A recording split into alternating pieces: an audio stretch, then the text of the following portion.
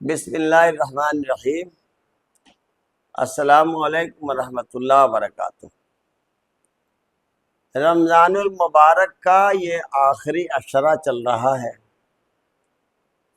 نبی کریم صلی اللہ تعالی علیہ وآلہ وسلم رمضان المبارک کے بیچ والے عشرے میں، یعنی 10 رمضان سے 21 رمضان تک، ان دنوں میں آپ اعتکاف فرمایا کرتے تھے۔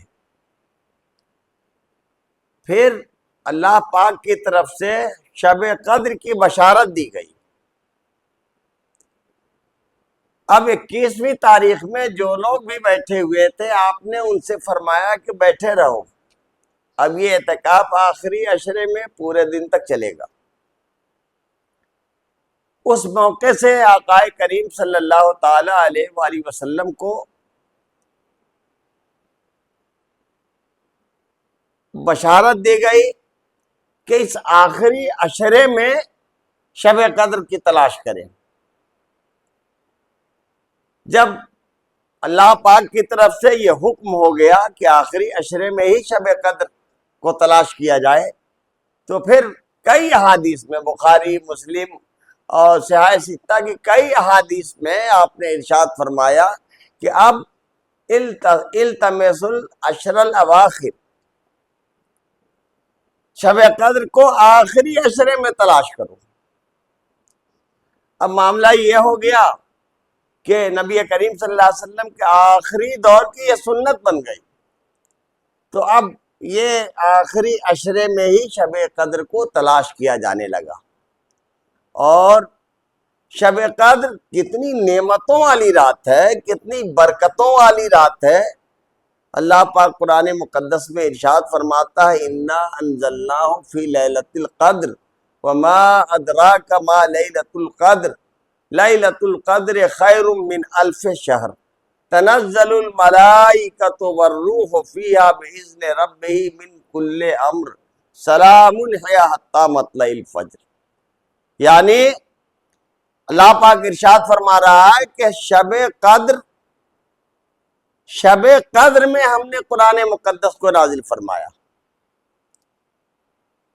یہ جو نزول ہے قرآن پاک کا شب قدر میں، یہ بارگاہ خداوندی سے لوح محفوظ میں شب قدر میں نزول ہوا، اور پھر لوح محفوظ سے 23 سال کی مدت میں وقت بوقت تدریجاً، درجہ بدرجہ، جیسی ضرورت ہوئی حسب مصلحت، نبی کریم صلی اللہ علیہ وسلم پہ قرآن پاک نازل ہوتا رہا۔ شب قدر خیر من الف شہر، لیلۃ القدر خیر من الف شہر، یہ شب قدر 1000 راتوں سے بہتر ہے۔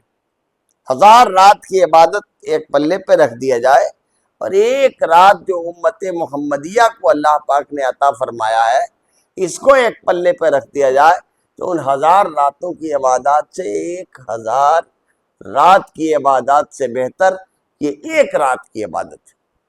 آقا کریم، ایک مرتبہ بخاری شریف کی روایت ہے کہ اپنے حجرے سے نکلے لوگوں کو بشارت دینے کے لیے کہ فلاں تاریخ میں، آج کی تاریخ میں، فلاں وقت میں شب قدر ہے، لیکن آپ نے دیکھا کہ مسجد میں 2 لوگ آپس میں جھگڑا کر رہے تھے، کچھ تنازع کر رہے تھے۔